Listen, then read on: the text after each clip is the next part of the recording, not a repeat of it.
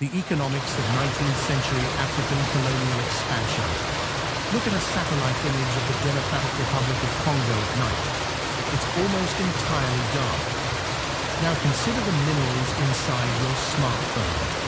That darkness and those minerals are connected by a brutal economic story that began over a century ago. This isn't just about drawing lines on a map. European corporations, empowered by new technology, re-engineered a continent purely for profit, creating an engine of pure extraction. This is the real story of the scramble for Africa. To understand this, we must look at the Industrial Revolution. By the late 1800s, European factories had an insatiable appetite for raw materials like rubber, cotton, and palm oil, all abundant in Africa. At the same time, these nations needed new markets to sell their manufactured goods. Africa became a two-for-one prize, a source of raw materials and a market for finished products. The scramble for Africa was fundamentally a massive business venture, aimed at securing profits on a continental scale.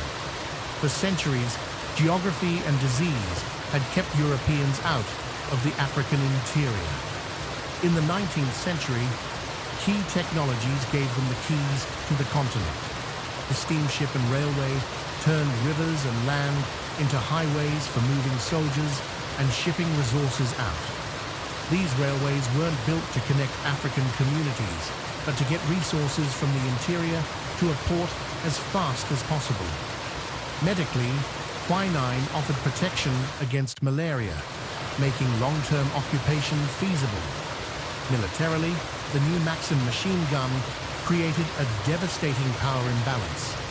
These tools were logistical instruments designed to get European money in and African resources out.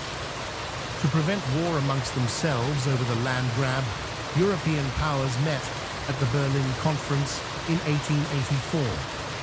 No African leaders were invited. The conference established the rules for the continent's economic exploitation. The key rule was effective occupation, which incentivized a rush to build the infrastructure needed for resource extraction to claim territory. In effect, the Berlin Conference put a legal stamp on a project of continental plunder, turning a chaotic scramble into an organized, continent-wide business plan.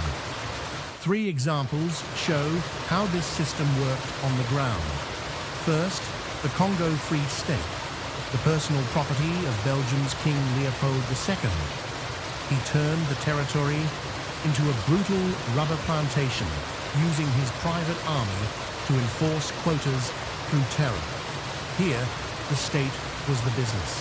Second, German East Africa used an infrastructure-driven model, building corridor economies with railways designed only to pull commodities from plantations to the coast. Finally, the Royal Niger Company in West Africa was colonialism by corporation. This private British company was given power to rule and maintain an army to enforce its monopoly on the palm oil trade. Its corporate territory became the basis for Nigeria. The colonial era officially ended in the mid-20th century, but its economic architecture remains. New African nations inherited economies designed for extraction, not for their own people. They were left with infrastructure built only to ship raw materials overseas, not connect their own markets. They also inherited a dangerous dependency on exporting a few raw commodities, leaving them vulnerable to global price swings. This system placed African producers at the bottom of a supply chain where the real profit was made in Europe. Overcoming this remains one of the greatest challenges for African nations. The 19th century scramble didn't just redraw maps, it rewired the global economy for extraction.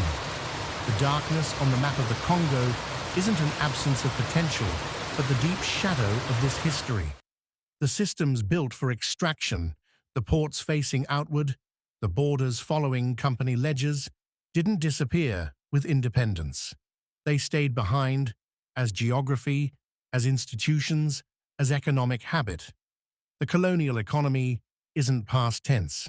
It's the ghost that still lingers in the wiring of our modern world.